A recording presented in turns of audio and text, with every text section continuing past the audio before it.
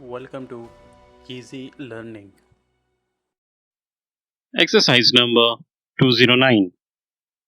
For purposes of administration, the work of a railway is divided into many departments under the control of the general manager, who ultimately settles all disputes.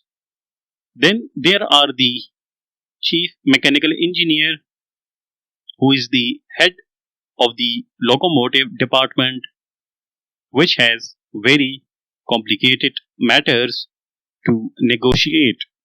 The traffic manager, the locomotive superintendent, the superintendent of the line, the telegraph superintendent, and so on, while various committees such as the Goods Traffic Committee, the Locomotive and Engineering Committee, the Passenger Traffic Committee, and the Permanent Way Committee decide important matters concerning the working of the line.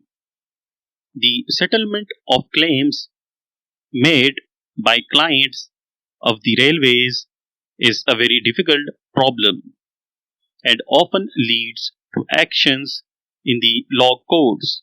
Full stop.